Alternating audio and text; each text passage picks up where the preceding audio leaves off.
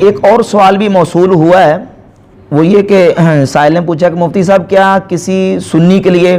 دشمنان صحابہ کی مجلس میں جانا اور ان کے بیانات کو سننا جائز ہے؟ تو پیارے بھائی یہ بات یاد رکھیں کہ قرآن مجید فرقان حمید کے حکم کے مطابق کسی بد مذہب اور کسی اس طرح کے بدعتی کی مجلس میں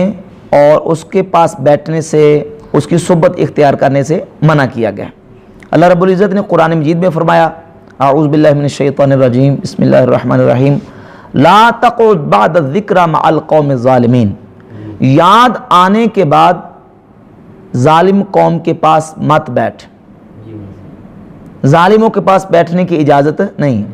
اب آپ یہ نہ سمجھیں کہ ظالم سے مراد صرف یہی ہے کہ جو کسی کو جناب ظلمن کسی کو مارتا ہے وہی ظالم ہے،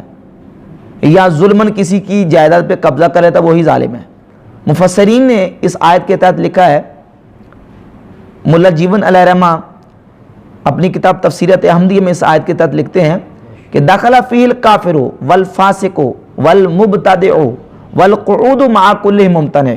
کہ اس آیت میں ظالم سے مراد ظالم میں کافر بھی داخل ہے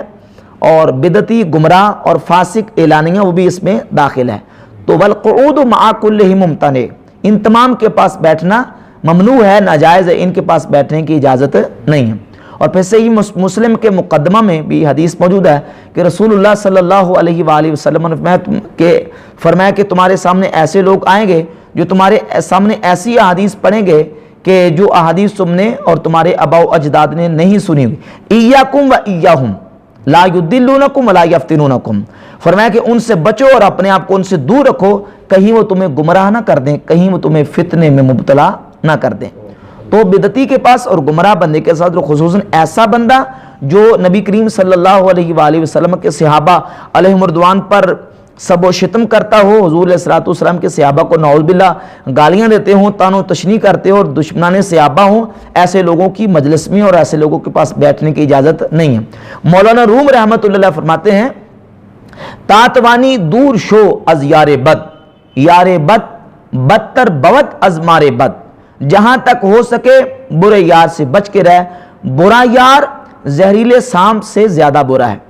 مارے بد تنہا ہمیں بر جان زند و یار بد بر جان و ایمان زند۔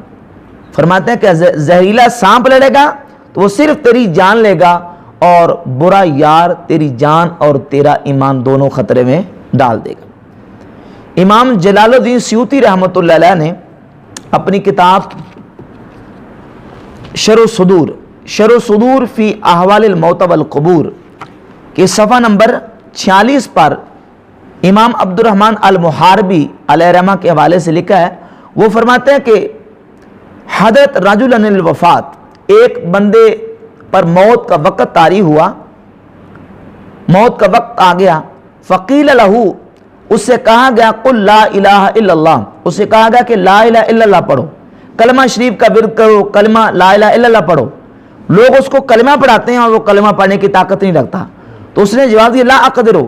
کنت اصحاب قوما یأمروننی بشتم ابی بکر و عمر رضی اللہ تعالیٰ عنہما، اب میں وقت نزاع ہے، وقت موت ہے، میری زبان پر کلمہ جاری نہیں ہو رہا، میں پڑھنے کی کوشش کرتا ہوں لیکن طاقت نہیں رکھتا، قدرت نہیں رکھتا، کلمہ میری زبان پر جاری نہیں ہوتا، کیونکہ میں ایسے لوگوں کے پاس بیٹھا کرتا تھا جو ابو بکر و عمر کو گالیاں دیا کرتے تھے۔ تو امام جلال الدین سیوطی رحمۃ اللہ علیہ نے جو واقعہ بیان کیا، اس سے عبرت حاصل کرنی چاہیے کہ ایسے لوگوں کے پاس بیٹھنا جو نبی کریم صلی اللہ علیہ وسلم کے صحابہ کو طعن و تشنیع کریں، سب و شتم کریں، اور روافض کی کوئی مجلس ایسی نہیں ہوگی کہ جس میں اصحاب پیغمبر پر طعن نہ کیا جاتا ہو، ان پر سب و شتم نہ کیا جاتا ہو، اور سراتن یا کنایتن ان پر کیچڑ نہ اچھالا جاتا ہو۔ اور حدیث میں آتا من کسر سواد قوم فہو منہم، جو کسی قوم کی مجلس میں جا کر ان کی کثرت کو زیادہ کرے، ان کی تعداد کو بڑھاتا ہے، فہو منہم، وہ انہی میں سے ہے، اس کا تعلق بھی انہی میں سے ہوگا جو کسی قوم کی کثرت کو، ان کی تعداد کو جا کے بڑھاتا ہے۔ تو ایک محب الصحابہ سنی العقیدہ دشمنان صحابہ کے پاس جائے اور ان کے پاس جا کے ان کی کثرت کو بڑھائے، تو حدیث کی روشنی سے یہ بالکل واضح ہوتا ہے کہ رسول اللہ صلی اللہ علیہ وسلم نے فرمایا من کثر سواد قوم فَهُوَ مِنْهُمْ، جو کسی قوم کی کثرت کو زیادہ کرتا ہے، ان کی تعداد کو بڑھاتا ہے، وہ قیامت کے دن انہی لوگوں میں شمار کیا جائے گا۔ تو یہ کتنی سخت وعید ہے اور درس عبرت ہے ان لوگوں کے لیے کہ جو تماشائی بن کر اپنے دلی چاہت اور اپنی دلی تمنا پوری کرنے کے لیے ایسے ہی جناب وہ تماشائی بن کر اس طرح کی مجالس میں جاتے ہیں۔ تو کسی سنی کے لیے حلال نہیں ہے کہ وہ دشمنان صحابہ کی ایسی مجلس میں شرکت کر کے اپنے ایمان کو خراب کرے۔